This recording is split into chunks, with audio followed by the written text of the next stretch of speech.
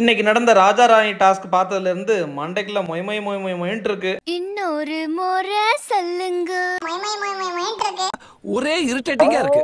முடிஞ்ச வரைக்கும் உங்களுக்கு சுவாரஸ்யமா சொல்ல ட்ரை பண்றேன். இன்னைக்கு டே 45. டே ஸ்டார்ட் ஆனதுமே டாஸ்க்கை பத்தி எல்லாம் டிஸ்கஸ் பண்ணிட்டு இருந்தாங்க. கேர்ள்ஸ் டீம்ல சிவகுமாரை நம்ம எல்லாம் ஒருத்தனா சூஸ் பண்ணிக்கலாம் அப்படின்னு சொல்லி டிஸ்கஸ் பண்ணிட்டு இருந்தாங்க.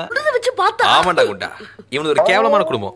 அதுக்கப்புறம் ராஜாவும் ராணியும் பயங்கரமா மியூசிக்லாம் பேக்ரவுண்ட்ல ஓட விட்டு என்ட்ரி கொடுத்தாங்க.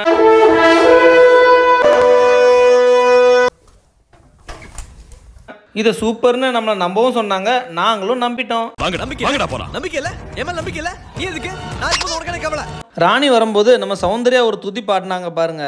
ராணிக்கு இருக்குது அக்கறை, அவங்களுக்கு பிடிச்சது சர்க்கரை. ராணியின் அக்கறை, ராணிக்கு பிடித்தது சர்க்கரை.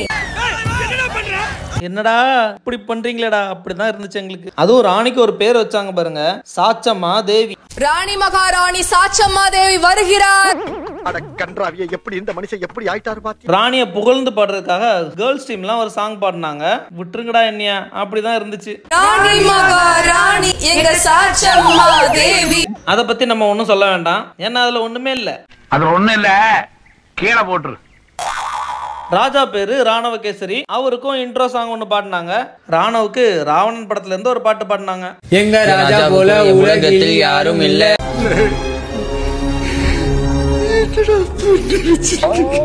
இந்த பிக் பாஸ் டீம்லாம் எந்த ஐடியால இந்த கெட்டப்லாம் சூஸ் பண்ணாங்கன்னே தெரியல. நம்ம சாச்சனாவுக்கு ராணி கெட்டப் போட்டது சுத்தமா சூட் ஆகல. அதுவாடா முக்கியம். சாச்சனாக்கு எந்த ஆங்கிள் பார்த்தாலும் ராணி மாதிரி சூட்டே ஆகல. எனக்கு என்ன தோணுதுன்னா, இந்த ஸ்கூல்ல எல்லாம் ஃபேன்சி ட்ரெஸ் காம்படிஷன் போட்டு குழந்தைங்க போயிட்டு தப்பு தப்பா டயலாக் சொல்லிட்டு இருப்பாங்க இல்லையா, அந்த மாதிரி தான் தோணுது நம்ம சாச்சனாவை பாக்குறதுக்கு. வேஷம்லாம் போட்டு ஃபேன்சி ட்ரெஸ் காம்படிஷன் போற குழந்தை மாதிரி கொண்டு. நம்ம ராணுவுக்கு கெட்டப்லாம் சூப்பரா இருக்குது, ஆனா என்ன அதுக்கேற்ற டயலாக் தான் வாயில இருந்து வர மாட்டேங்குது. பேச்சு போட்டியில மைக் முன்னாடி போய் நின்றுட்டு பேச்சு வராத குழந்தை மாதிரியே நின்றுட்டு இருக்காரு. ஒன்று மட்டும் நல்லா தெரியுது, நம்ம ராஜாவும் ராணியும் தவிர கூட இருக்க எல்லாருமே நல்லா நடிக்கிறாங்க. ராஜாவும் ராணியும் பத்தி நான் ஒன்றும் சொல்லல. அப்படியெல்லாம் ஒண்ணும் இல்லையே. உங்களே ஒரு ஸ்கிரிப்ட் ரெடி பண்ணியிருக்காங்க. நம்ம அன்சிதா வேற ஒரு நாட்டில இருந்து விரட்டி அடிக்கப்பட்டு அடைக்கலம் கேட்டு கோமகள் நாடான சாச்சனா ஆட்சி செய்யற நாட்டுக்கு வந்திருக்காங்க. நம்ம படை தளபதியான மஞ்சரி அன்சிதா கிட்ட, உன்னால ஏதாவது எங்க ராணிக்கு தீங்கு ஏற்பட்டுச்சுன்னா உன் தலை துண்டிக்கப்படும் அப்படின்னு பாகுபலி டயலாக்லாம் பேசிட்டு இருக்காங்க. ஆனால் ராணிக்கு தீங்கு இழைப்பது போலும் உன் தலை துண்டிக்கப்படும். நம்ம ராஜாவுக்கும் ராணிக்கும் சாப்பாடு கொடுக்கணும்னா படை தளபதி முதல்ல சாப்பிட்டு பார்த்துட்டு 10 நிமிஷம் கழிச்சு அவருக்கு உயிருக்கு ஆபத்து எதுவும் ஏற்படலனா தான் ராஜாவுக்கும் ராணிக்கும் கொடுக்கணுன்றது பிக் பாஸோட ரூல்ஸ். 10 நிமிடங்கள் விஷத்துக்கே விஷமா. நம்ம அருண் வந்து அரிமா தேசத்தை சேர்ந்தவர். அவர் ஆனந்தின்னு ஒரு பொண்ணை அயல் நாட்டில இருந்து காதலிச்சு இங்க கூட்டு வந்திருக்காரு. அவரை உள்ள அனுமதிக்கும்படி நம்ம படைத்தலைவர்கிட்ட கேட்டுட்டு இருக்காரு. இன்னைக்கு ஃபுல்லா இந்த எபிசோட பார்த்து இவங்க பேசுற தமிழ் தான் எனக்கு வந்துட்டு இருக்கு. செந்தமிழ் கவிஞன் தமிழ் தாயின் முதல். நம்ம முத்து வந்து மனநலம் பாதிக்கப்பட்ட இளைஞர், அரிமா தேசத்தை சேர்ந்தவர். அவர் வந்து நம்ம கோமகள் நாட்டுக்கு யாருக்கும் தெரியாம உள்ள வந்துட்டாரு. இதை பார்த்தா கோமகள் நாட்டு படைத்தலைவி அவங்கள சிறைப்பிடிச்சு வச்சிருக்காங்க. முதல்ல நம்ம அரிமா தேசத்து படைத்தலைவரான தீபக், எங்க மக்களை விடுவீங்க அப்படின்னு சொல்லிட்டு மஞ்சரிட்ட கேட்டுட்டு இருந்தாங்க. ஆனா அவங்க வந்து நிறைய டாஸ்க் சொன்னதுனால, இல்ல நீங்க அவரே வச்சுக்கோங்க, அவரால் எங்க எந்த பயனும் இல்ல அப்படின்னு சொல்லிட்டாரு. எங்களுக்கு அவர் கைதானதில் எந்த பிரச்சனையும் இல்லை, தாங்கள் பத்திரமாக பார்த்துக் கொள்ளுங்கள். உங்க மக்களை நீங்க இப்படிதான் பாதுகாப்பீங்களா அப்படின்னு சொல்லி நம்ம மஞ்சரி நம்ம தீபக்கை ட்ரிகர் பண்ணிட்டு இருந்தாங்க. அதுக்கு தீபக், நாங்களாவது மக்களை தான் பாதுகாக்கல, நீங்க உங்க நாட்டோட செங்கோலையே பாதுகாக்கல அப்படின்னு சொல்லிட்டாரு. ஒன்னும் புரியல. என்னடா சொல்ற, ஒண்ணுமே புரியல. எங்களுக்கும் அப்படிதான் இருந்துச்சு. ஆக்சுவலி அன்சீன் எபிசோட்ல இதெல்லாம் காமிச்சிருக்காங்க. கேர்ள்ஸ் டீமோட செங்கோலை பாய்ஸ் டீம் எடுத்து ஒழிச்சு வச்சிருக்காங்க. அதை தான் இங்க கண்டினியூ பண்ணிட்டு இருக்காங்க. நம்ம முத்துவுக்கு பதிலா ஜெஃப்ரி இப்ப தண்டனை ஏத்துக்கிறேன்னு சொல்லிட்டு வந்தாரு. ஜெஃப்ரியை பார்த்தோன்னா குஷியான சாச்சுனா இடைவிடாம 100 தோப்புக்காரனை போட சொல்லுங்க அப்படின்னு சொல்லி தண்டனை கொடுத்தாங்க. அவருக்கு 100 தோப்பு கருணை கொடுங்க. கருணை பார்க்காதீர்கள். ஒரு 2 நாளைக்கு முன்னாடி இதே சாச்சுனா தான் பாய்ஸ் டீமுக்கு மனசாட்சியோட நம்ம டாஸ்க் கொடுக்கணும் அப்படின்னு சொன்னாங்க. இதை இந்த இடத்துல பதிவு பண்ணா நீ சொல்றது கரெக்ட் தான்டா, ஆனா எனக்கு மனசாட்சி எதுவும் கொடுக்கலையே. கடமைப்பட்டிருக்கோம். டாஸ்க்கும் முடிஞ்சது, நம்ம முத்துவையும் அனுப்பிச்சு விட்டாங்க. பாதி நேரம் இதே மாதிரி தான் போயிட்டு இருந்துச்சு. அதுக்கப்புறம் தான் ஒரு டெய்லி டாஸ்க் கொடுத்தாங்க. என்ன டாஸ்க்னா, ஒரு இடத்துல களிமண்ணை குமிச்சு வச்சிருப்பாங்க.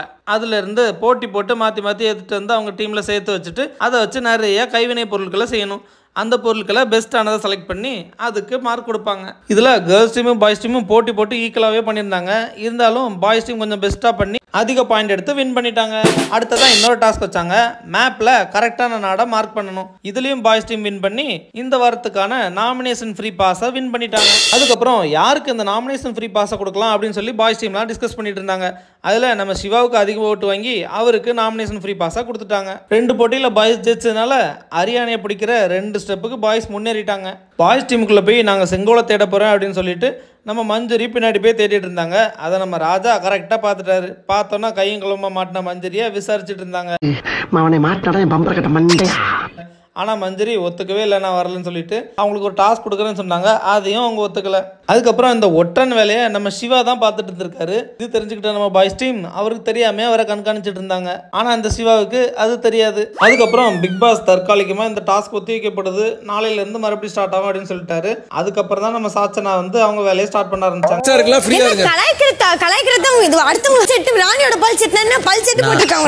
எப்படி நீங்கள் எங்களை கலாய்க்கலாம், அதுக்கு நம்ம முத்துவும் நீங்களும் எங்களை கலாய்ச்சிங்க, அதுக்கு இதுக்கு ஈக்குவலாக போச்சு, முடிஞ்சு போச்சு அப்படின்னு முடிச்சு விட்டாரு. டாஸ் முடிஞ்சதுக்கப்புறம் செங்கோலை தேடுறேன் அப்படின்னு சொல்லிட்டு சாச்சனாவும் பவித்ராவும் ஒரு பெர்ஃபார்மன்ஸ் போட்டுட்டு இருந்தாங்க. இதை பார்த்து நம்ம ராணவ் அவங்கள கையங்களவமாக பிடிச்சிட்டாரு. அவங்க எடுத்துகிட்டு போன செங்கோலை வாங்குறதுக்கு அவங்க டீமுக்குள்ளே போயிட்டு அவங்க பொருளெல்லாம் எடுத்துட்டு வந்துட்டாரு நம்ம ராணவ். அதுக்கப்புறம் இதை கொடுத்தா தருவேன்னு சொல்லிட்டு 2 பேரும் பேரம் பேசிட்டு இருந்தாங்க. அதுக்கப்புறம் அவங்க பொருளை கொடுத்துட்டு செங்கோலை திருப்பி வாங்கிட்டாரு. ஏன்டா கொடுத்த? இந்த எபிசோடு ஃபுல்லா இப்படிதான் போட்டு உழப்பி எடுத்து வச்சிருந்தாங்க. நமக்கும் ஒன்றும் புரியல, நமக்கு புரிஞ்சதை வச்சு கொஞ்சம் சொல்லியிருக்கோம். கொஞ்சம் அட்ஜஸ்ட் பண்ணிக்கோங்க. இனிமேல் நாளைக்கு எபிசோட மீட் பண்ணலாம். நன்றி, வணக்கம்.